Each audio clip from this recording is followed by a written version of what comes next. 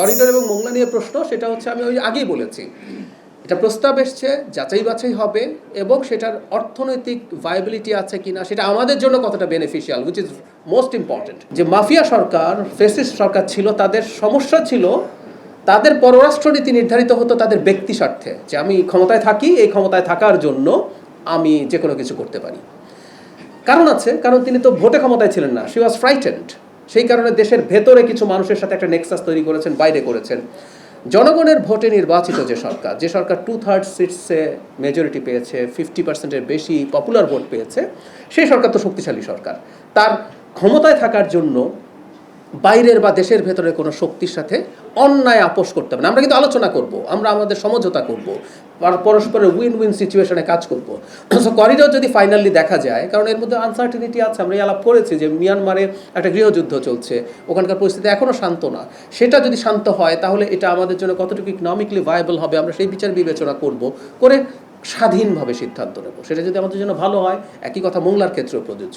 আমি এই কথাটা নিশ্চিত করছি, এই রাষ্ট্র এবং জনগণের স্বার্থ নিশ্চিত করার জন্য যা যা করা দরকার এই সরকার করবেন, মাননীয় প্রধানমন্ত্রী করবেন। এই সরকার যেহেতু জনগণের ভোটে নির্বাচিত, খেয়াল করুন, জনগণের স্বার্থ বিকিয়ে কিছু করলে একটা মাফিয়া সরকারের কিছু আসে যায় না, কারণ উনি নির্বাচনে যাবেন না, তো উনি আবার রাতের ভোট করে বা মেরে কেটে ক্ষমতায় থেকে যাবেন।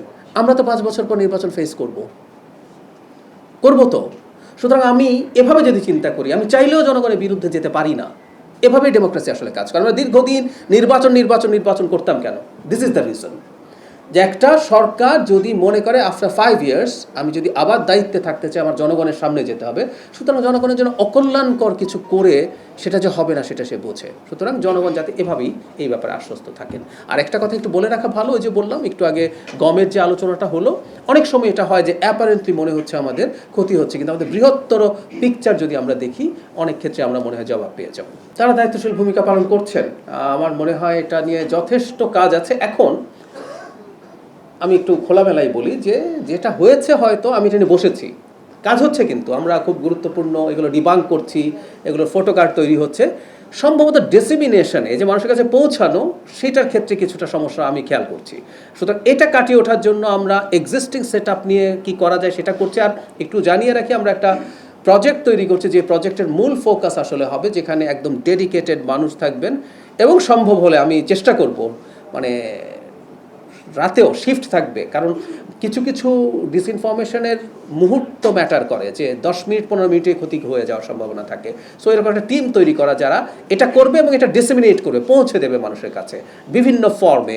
আমরা এখন ফটো কার্ডের চাইতে অনেকে ভিডিও দেখতে পছন্দ করি, সো কোনো না কোনো ফর্মে যাতে এটা করা যায়, আমরা এটা হচ্ছে, এটাকে আমরা স্ট্রেংথেন করবো। আমি এটা একমত যে আমরা এটা জনগণের সামনে যে মুহূর্তে পৌঁছে যাবে সেটা এখনও অতটা হচ্ছে না, আমরা সেটা নিয়ে কাজ করব।